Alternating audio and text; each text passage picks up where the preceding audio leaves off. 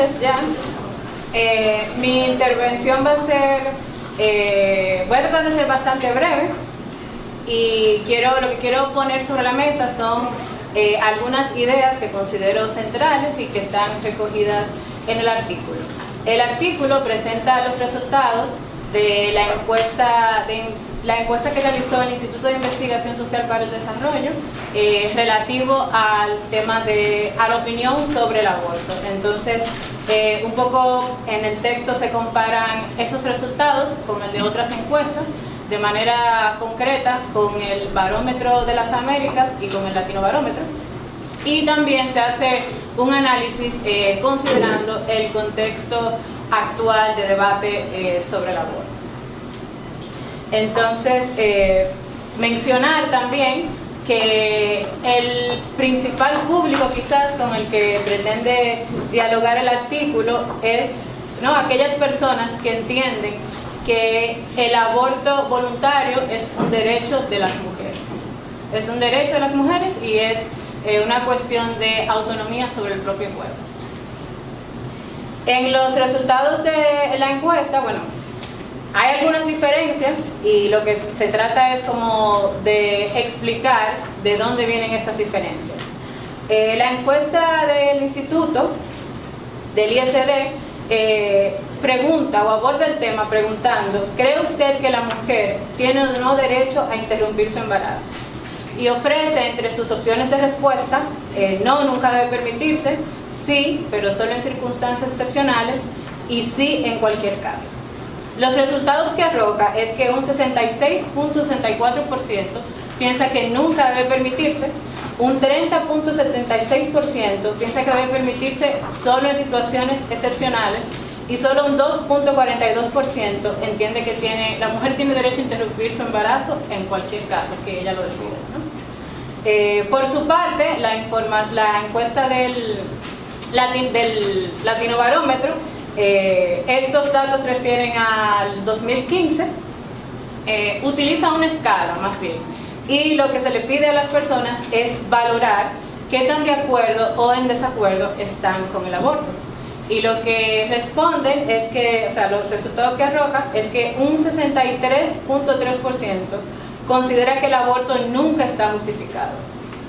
Entonces, a pesar de la diferencia en la forma en que se plantea la pregunta entre la encuesta del ISD y del Latino Barómetro, sí vemos que hay similitudes en los resultados, ¿no? Y eso puede estar asociado, es que a pesar de esa diferencia, en ambas se recoge información sobre la opinión frente al aborto voluntario, es decir, sin ninguna restricción o condicionamiento. Por su parte, el Barómetro de las Américas plantea en su cuestionario: ¿cree usted que se justificaría la interrupción del embarazo, o sea, un aborto, cuando peligra la salud de la madre? Y plantea también una segunda pregunta: ¿está usted de acuerdo con la interrupción del embarazo en caso de incesto o violación sexual? A la primera pregunta, un 61.3% dijo estar de acuerdo, ¿no? Que cuando peligra la salud de la madre se le permita interrumpir el embarazo. Y ante la segunda, o sea, en caso de que el embarazo sea producto de una violación, solo un 34% lo apoyaría. Aquí sí vemos como que hay más diferencia con las otras encuestas.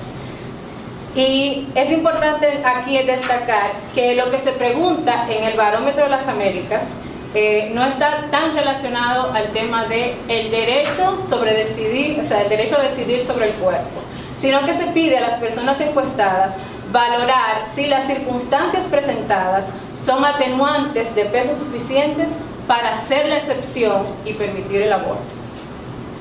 Es cierto que preguntar por circunstancias concretas en que la gente estaría de acuerdo con que se permita el aborto puede obedecer a esa búsqueda de espacios de tolerancia.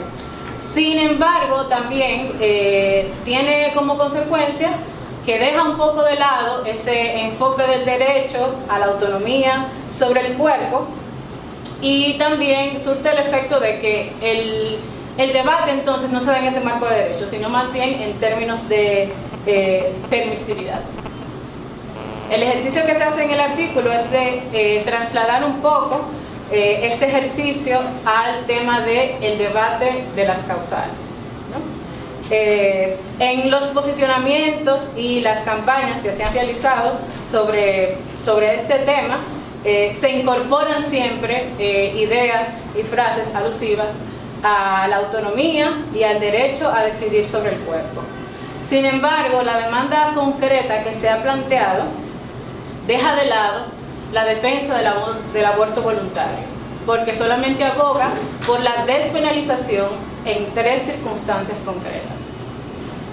Esta apuesta también podría estar vinculada, o sea, puede ser como una estrategia que parte de la idea de que la sociedad dominicana es muy conservadora o que la actual correlación de fuerza no es favorable para plantear una demanda quizás tan radical, ¿no?